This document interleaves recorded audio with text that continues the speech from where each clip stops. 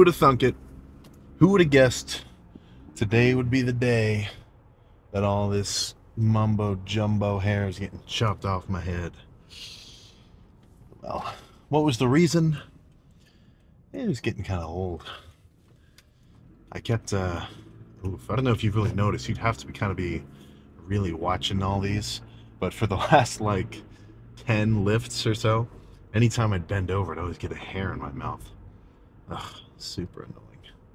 So back to baseline. But plan for today, lift-wise, is back. Lats, traps, rhomboids, teres, major, whatever other fancy pants anatomical name that you want to bust out. I think it's easier just to say back and move on. But pull downs, pullovers, rows, I mean, really, what else is there to it? You know, I've never really been a fan of an upper back, lower back split, doing like more pull down focused stuff one day and then more rows the next day. I just don't really mess with it, because if you think about it, the dude who's doing that compared to the guy who just does his whole back both times, if you add it up, I mean, they both got the same amount of work for their lats and their mid back after those 2 sessions. So I don't know, it just doesn't really make sense to me to spread them out like that. Some days I'll do more rows, some days I'll do more pull downs, but I'd say on average I kind of do just an even mix. But on the topic of oh yeah, I was just talking about how some people don't want to take pre because they don't want to be dependent on it. In a similar fashion, or kind of in a similar style, some people are anti-straps. They're like, well, you know, I don't want to have to rely on straps for back day, because what happens if I forget them? You know, semi-valid argument, but I swear you're seriously missing out. You know, the amount of bicep activation and forearm activation that I can cut out from a pull down or a row by way of, you know, using a pair of hostile lifting straps. I mean, it's pretty much, I won't say night and day. It's not absolutely insane, but it is a really big difference, to the point where, I mean, I'll almost ask people why they aren't using straps if they're doing back. And I mean, I don't know, man. The amount that I'm going to be able to squeeze my lats manually, rather than just sort of feel work being done with my upper arm, my biceps, and everything else up here. Really, I could not sympathize with a non-strap user.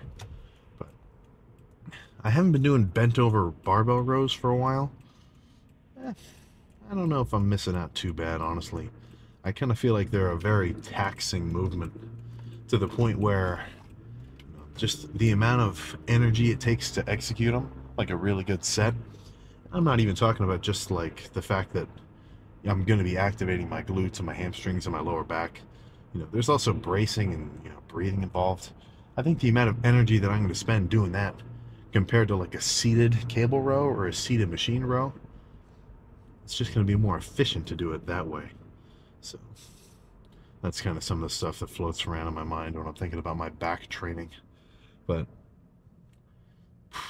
you know, even though I'm thinking about all this fancy whatever, all I'm really going to do when I get in there after I warm up a little bit in the cables, pick a row that I like, work up to a heavy weight and do the first working set, find a pull down that I like, back and forth, maybe 2 times or 3 times each, do a pullover at the end, and once I'm fully fatigued and pumped, that's my cue to check the pump, do a couple lat spreads, and roll. So let's just get in there and get started. All right, I'm in a little bit of a rush, so not too much banter. Plate added to the side of the stack, single arm pull downs. Really try to squeeze the bottom. You know, nothing else to it.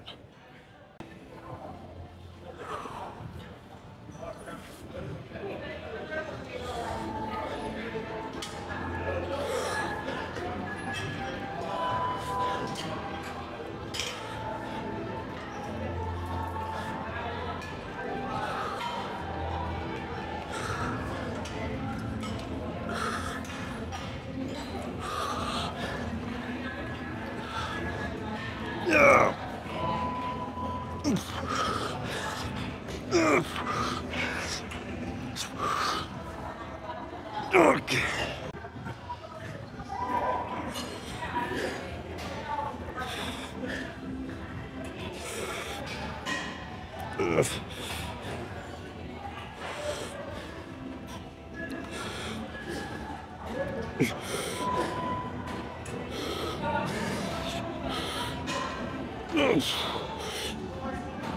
Okay. Let's do one more.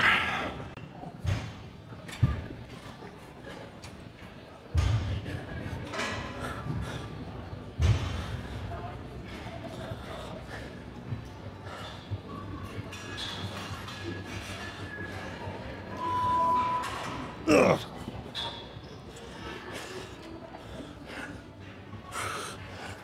No.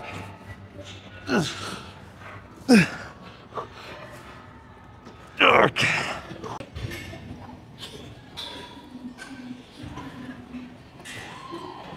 No.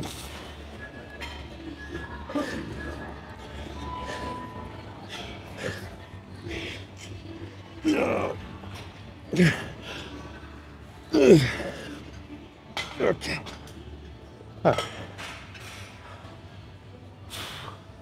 Let's pick a new movement. I need to kind of temper my ego because the stack on this machine is actually heavy to the point where, honestly, I think I'm only doing scrappy reps. So instead, a little bit lighter than the stack. Actually, I'll go even one lighter than that.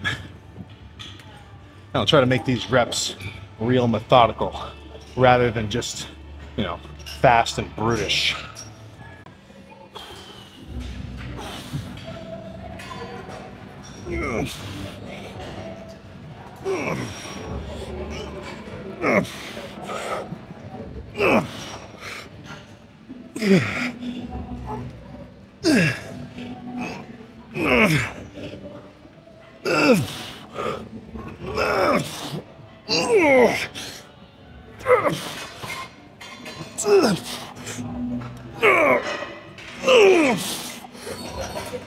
Okay. One more like that.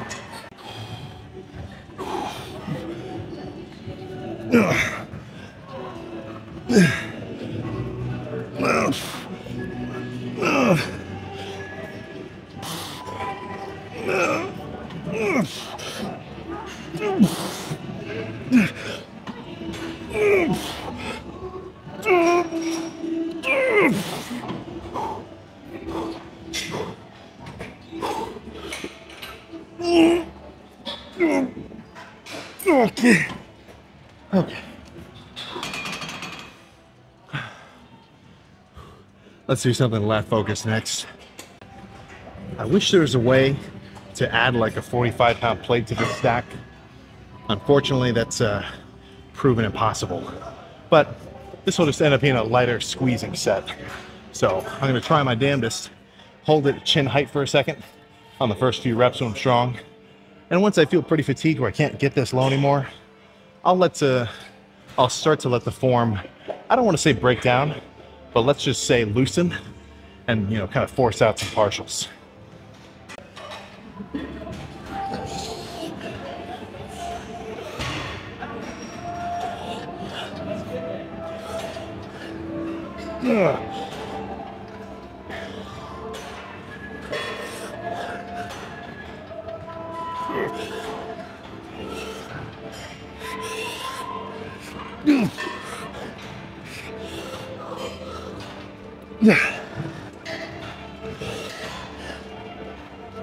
Okay. One more. I think I'm gonna make this one just kind of, let's just say quick, for lack of a better word.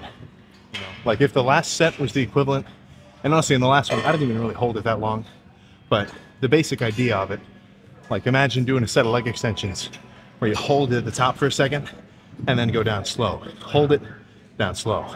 This set would be the equivalent of just busting out rep after rep after rep and burning out and really fatiguing, kind of just, I don't want to say as quick as possible, but, well, I kind of do want to say that, but whatever. Quick sets, slow sets, squeezing sets, As long as they're hard sets, then you're doing something right.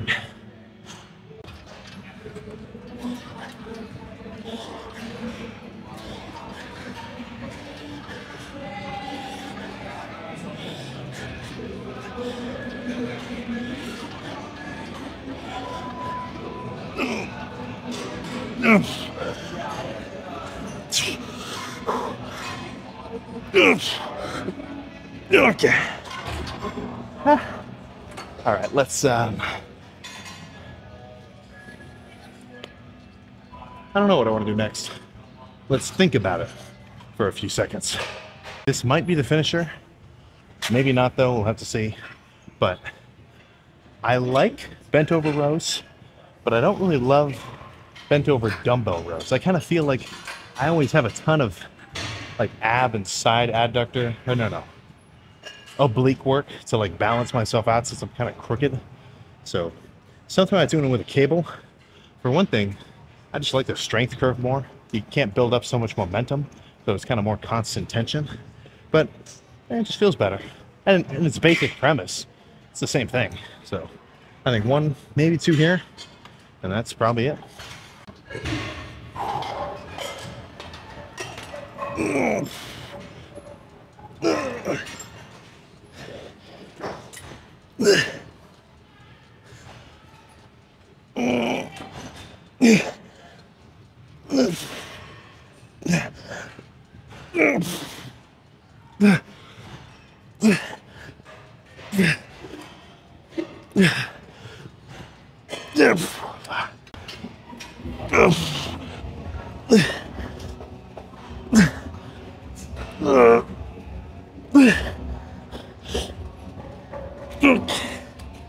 Okay, let's call it there.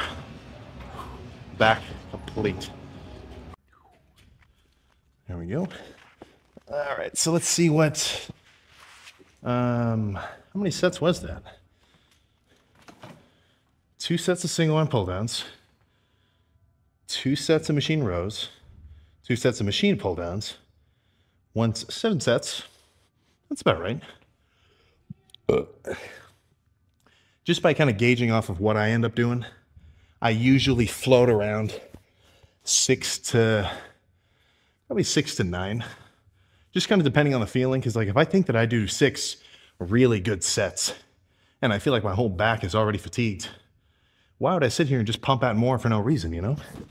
Like the point of the lift itself isn't an endurance test, right? It's not a test of how long you can endure, to quote Mr. Mentzer, right? It's just to stimulate growth and then roll.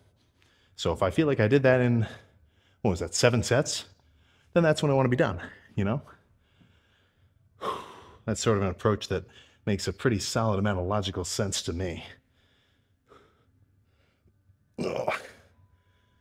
What do we think? How are we looking lat-wise?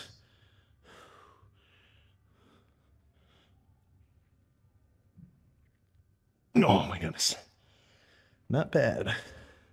Not stinking bad. Oh, oh goodness.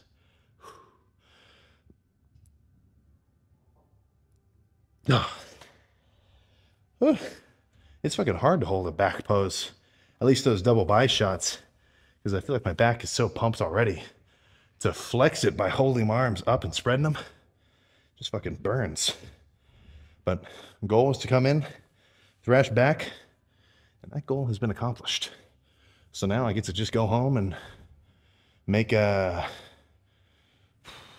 7-ounce sirloin. I think that's how heavy it was. Have some bread, butter, maybe some mashed potatoes. Have a couple more meals after that. Then get in bed and have a nice long good night's rest. Well, that's pretty freaking cool. It's been a while since I've seen my traps with a during the pump check after back, because my hair has been covering it up for so long. Jeez, that's pretty cool. So yeah, I mean, like I was saying, goal is to get a good back pump, and the good back pump was obtained. And not just a pump, of course. I mean, I want to get some muscle stimulation too with some heavy sets, which I think those single arm pull downs plus, well, actually, yeah, I guess those were really the heaviest sets that I did. Those definitely did the trick, I think. But honestly, I would prefer to get some seated cable rows in. I'd say seated cable rows with like, what is this guy doing? With, I don't even love the V-bar. You know, the one where your hands are like this, right together. That's not really my favorite. Doesn't really do it for me. I use it sometimes just for variability's sake. But you give me a heavy stack on seated cable rows with like a slightly wider than shoulder width neutral grip handle. And not that it's ever a question that I'm going to get a good back pump. You know, back, I'm pretty much on it every time. But, you know, you give me that situation, that's a guarantee. That's a surefire bet. You know, you're throwing loaded dice when I get that handle. This gym, I'm pretty sure they're getting some upgrades soon-ish in terms of the weight equipment side of things. They just totally replaced, you know, like 50 treadmills or, you know, 30 treadmills or so. So us cardio fans, I guess we got a little upgrade first. Not that I think, I'm not being mean, I'm just using statistics. Statistically, I don't think you do your cardio. So I guess if your gym replaced all the cardio machines and upgraded them, you probably wouldn't really care. But enough of that. Let's not turn this into a cardio, into an, what's the word I'm trying to think of? Into a cardio skipping hate rant? Something, whatever. But yeah, I'm pretty sure there's rumbling underneath people's voices that some new cables, some new pull downs, some new rows, some new other, all sorts of nice little trinkets for us are going to be coming in rather shortly-ish, maybe a few months, but that'll be pretty cool. You know, that's something I like, seeing gyms make upgrades over time, because yeah, like, I'm obviously not the gym owner. They can do whatever they want. You know, if I don't like it, I don't have to go. But I've seen gyms, and I've been to gyms for, well, that I've gone to consistently over, you know, periods of years, and they're just in fucking, like, equipment just broken for a long time. You know, some new equipment that just doesn't get assembled right. It's, you know, it's just kind of annoying to see, you know. But I would hope that your gym's not like that, and the owners and everybody else super cool, asking people for their opinions and thoughts on what new upgrades or whatever they should get. That is the best case scenario. But until then, I really don't think my back training is going to suffer, even though I don't have, or even though I didn't use the cable row or a legit lat pull down. That was still a really good back day, you know. I could definitely see a lot of lifters complaining, like, how am I supposed to do back without a pull down?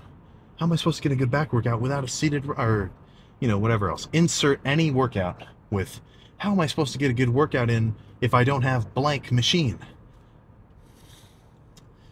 I don't think that's the right way to go about it, man. You know, I make this analogy a lot. Only a bad craftsman blames his tools, or lack thereof. I still have really sick back days just in the basement. Back, chest, arms. Legs, I do. Legs is where I kind of don't practice what I preach, because I really don't want to train legs in the basement, because there's not a lot of equipment for me. Like, it's hard to hit hamstrings and quads just with free weights, apart from squats and maybe like lunges that I'm not really a fan of. But, you know, barbell, dumbbells, one cable, I can get a sick ass back day with that. I can get a sweet arm day, solid ass chest day. Shoulders is, you don't need much to get a shoulder workout in. Honestly, I could get as good of a shoulder pump as any other lift if I mean, you could just take any 30-pound object that you have in the house and do like single arm side laterals, or I guess you could do double if you have two of them. But yeah, man, anything. You give me a gallon of milk And not only am I going to get some good macros in for my daily caloric needs, but I could get a fucking solid shoulder pump just by doing slow, controlled single arm lateral raises, reverse for the rear delt, maybe some front raises for some front delt activation if that's what you want to do, if your front delts need work. So, I don't really like hearing too much complaining about equipment, but yeah, sometimes it's warranted. Right? So, on the topic of just equipment in general, a little bit of I wouldn't say a rule of thumb per se, but maybe just something to keep note of.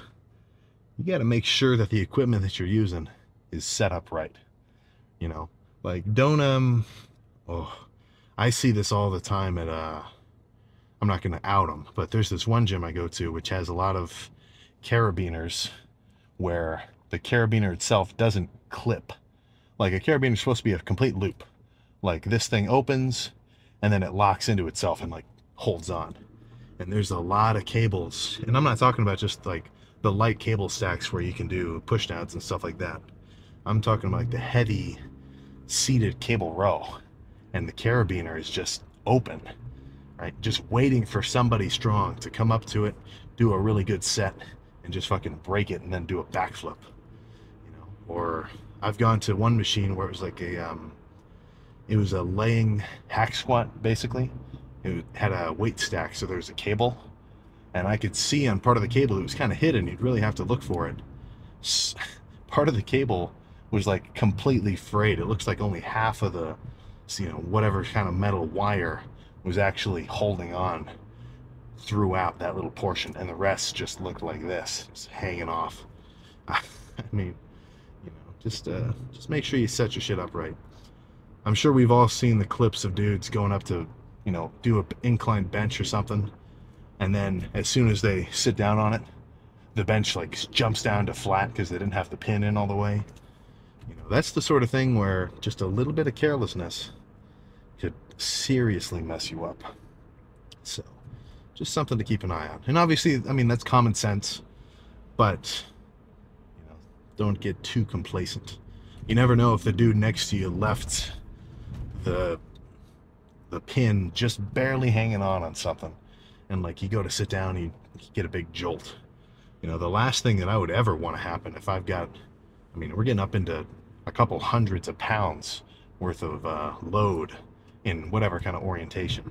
The last thing I want to happen is to have an abrupt movement where that weight ends up coming back at me. Ugh. Not ideal. Not even something I want to think about.